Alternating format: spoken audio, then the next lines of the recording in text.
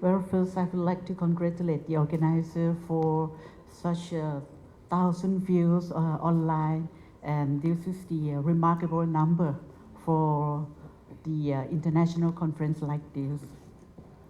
And that is also my privilege to be here standing in front of all of you and be part of this significant forum where noble scholars, eminent civil societies, and active alliance in education have been sharing valuable experiences in terms of innovative solutions, best practices, and lessons learned in promoting equitable education.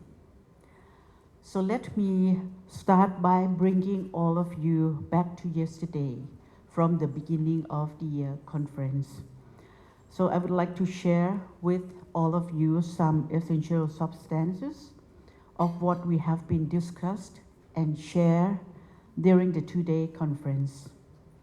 At the beginning, I think all of you have also witnessed that we receive a gracious honor of Her Royal Highness Princess Mahachakri Sirinthorn to deliver special lecture on 40 years of promoting equity in education and improving quality of lives for the disadvantaged children and youth. The insightful presentation of Her Royal Highness has indicated that she has been involving in many educational development projects long before Jomtien Declaration was adopted in 1990. It also paved us the way to see that the royal activities and royal projects, many of them contribute to the development of education, and not only in Thailand, but also expand to some neighboring countries. And later we heard from the presentation of two global funds, namely Education Cannot Wait and Global Partnership for Education. And they presented good models for future work that could be some example for the Equitable Education Fund. And the two global funds share lessons learned, particularly challenges during the pandemic of COVID-19. We have witnessed progress in access to education during the past 30 years. However, there are many challenges that we still have to address and tackle. Before the pandemic of COVID-19, around 250 million children were not able to read and write, and around 200 million young people leave school without necessary skills that could help them earn their livings. The discussion on session 1, let me bring you to some highlights of the session 1, which is the equitable education and COVID-19. It is obvious that many speakers agree that the pandemic of virus corona is an unprecedented challenge that has had a high impact on education. And because of the pandemic, they believe that it might be likely that more children could be pushed out of education system. The pandemic causes 1.6 billion children to stay home for several months since February, and affects around 63 million teachers. School closures due to the pandemic will carry high social and economic costs for people across communities. The impact is particularly severe among most vulnerable and marginalized children and families. School closures due to COVID-19, of course, save lives of students and teachers, as well as those who work in education area. However, at the same time, it also widens education disparity The pandemic is a trigger for us, therefore, as educators, to revisit and redefine innovative ways to overcome not only the challenges on access to quality education, but also how to enhance inclusive education and ensure that no one will be left behind. When schools are closed, learning was interrupted, of course, and deprived opportunities of youth for growth and development. And mostly this will impact among the disadvantaged, because many of them experience poor nutrition, because most of them rely on school lunch program, and because they don't go to school, some of the kids don't have the good nutrition because they don't have good lunch. Changing from classroom-based learning to home-based learning has increased high demand for digital learning. When parents and teachers are not ready and well prepared.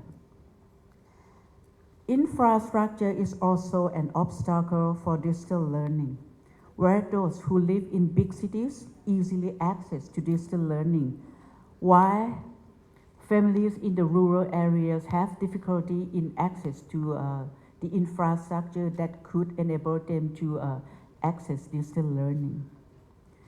Some teachers have been well trained to use advanced technologies, while some parents have limited capability to facilitate the learning of their children. Moreover, the learning materials for distance learning have not been well prepared and not adequate for the students to use. As for Thailand, it is fortunate for us that during the pandemic, it was the school vacation, and the reschedule of the opening of the school from mid of May to the 1st of July could enable us to have at least 1.5 months to prepare for everything. During this period, we could train our teachers to be familiarized with the technologies for digital learning, develop adequate materials, and be prepared with new normal approach for education. The Ministry of Education has also worked with other agencies, both public and private sectors, to prepare necessary equipments for families to be ready for distance learning. Now I would like to move to what we highlight in session 2. Some practices related to the promotion of equitable education were discussed. Some countries have clear legislation that right to education is the basic right to ensure accessibility to education for everyone. Many speakers share common views that even though equitable education is not legalized, there are some good practices among the speakers showing that we can push forward equitable education in our society without legalized law. In many cases, equitable education is the heart of education reform as well as in Thailand, particularly when it comes to the vulnerable groups. It shows that strong leadership at school level could revitalize the engagement of teachers, parents, as well as the communities to mobilize collaboration in inclusive education. School leadership is also one of the key factors to support wider equitable education in the communities. Different countries have different methods that would suitably respond to their own context of equitable education. The highlight of investment in education is one of the key issues that we discussed a lot during this conference. We have always confirmed that investment in education is the most effective way in improving labor forces and could help elevate national economic growth. Innovative financing in education, therefore, is to raise additional funds to education investments and shows maximized use of the budget. As Kun Ishiro just mentioned during the previous session, our speakers share some practices that could be effective ways of using the education budget to promote equitable education. The conditional cash transfer program is one of the most popular interventions in many countries to help poor families to return to school and reduce the number of out-of-school children and youth. Some incentives for education investment is also encouraged as a model to commit private sectors to contribute to equitable education. Partnership is another key issue that make all of us meet in this conference. This is a good example. It is a global trend to focus on partnership, and it is one of the Sustainable Development Goals, Goal 17, where we believe that this goal is a complementary point to other 16 Sustainable Development Goals. Partnership between sectors and networks is a critical and demands for inclusive and equitable education for all. One of the success factors to promote equitable education is to engage and build partnerships between public and private sectors. Many speakers highlight the necessity of public-private partnership at all levels because it is almost impossible, especially in remote and challenging contexts.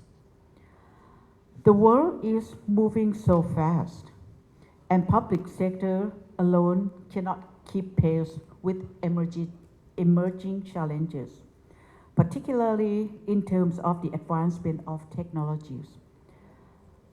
Private sector-driven programs such as the work of Disrupt Technology Venture supports the idea that social entrepreneurship, technologies, and innovation can play a key role in solving social and education problems. Various approaches are cited as good examples of public-private partnership at the national level. As for the case of Thailand, we also encourage private sector to contribute to education sector and open for more opportunity for them to provide more advices to the curriculum development in some areas where specific and advanced skills are needed and promote relevancy of education.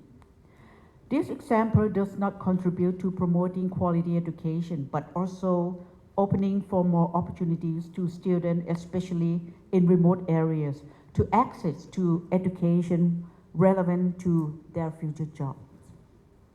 Another key issue that I would like to mention in this conference is the youth involvement. We see from yesterday that youth play a critical role in terms of equitable education. Yesterday, youth from 13 countries share their views on what they expect to see in terms of equitable education. Therefore, the role of youth in equitable education should not be forgotten and should be promoted. Ladies and gentlemen, I believe that we learned a lot from this conference, and I would like to point out that there are some key issues that we should continue to work to ensure that equitable education is promoted. Some of them are COVID-19 or future emerging similar situation and equitable education. How can we deal the equitable education when we have the situation like this? In case we do not have legal framework to commit ourselves in promoting equitable education, should there be some other collaborative approaches to address this issue? So these are some key challenges that we need to look forward. how we can mobilize joint efforts from various partners to address this issue. Should there be some flexible education delivery systems to outreach the vulnerable groups? Teacher development is also another key success to equitable education. So, have we done enough to train our teacher to be sensitive enough to equitable education? So these kind of points, I would like to leave it to our alliance to this conference. So in conclusion, I think that this conference has allowed us to share, learn, and exchange views in many issues, as I mentioned. We have a lot of experts, a lot of friends in education area. All of the presentations have allowed us to realize our visions on how to enrich our education development in support of achieving SDGs 4 especially. Of course, there is no one-size-fits-all conclusion, which would be best systematic way to promote equitable education. But most important thing that we have from this conference is new networks, new friends, and new alliance, which I sincerely hope that we will be able to foster long-term collaboration that will be an active driving force for human development in the future. The conference outcomes from 2 days discussion would be valuable inputs to the next year Asia and the Pacific Regional Ministerial Conference on Education, which the Ministry of Education Thailand will host. Actually, we plan to have this conference in August this year, but because of the COVID pandemic, we reschedule this regional conference to next year, and hopefully it's going to be first half of next year. During that conference, which will be at the policy makers in the region, they will share the progress of SDGs for achievement and discuss possible ways to achieve the goals. So some of the inputs from this conference will be discussed during that conference too. And I'm sure that the ministerial conference next year is also another joint collaboration between UNESCO, UNICEF, and the Ministry of Education of Thailand. On my final note, I would like to take this opportunity to thank the Equitable Education Fund, the EEF, and all other partners, namely the Ministry of Education of Thailand, the Ministry of Interior, the Ministry of Human Security and Social Development, UNESCO Bangkok, UNICEF, and Save the Children, and also all the staff members who have been working very hard during these few months. I'm sure that they have been working very hard, and this is what I would like to congratulate all of you for the success of this remarkable virtual international conference. So my gratitude also goes to all participants online from all over the country. Thank you for your kind attention to this conference. Thank you very much.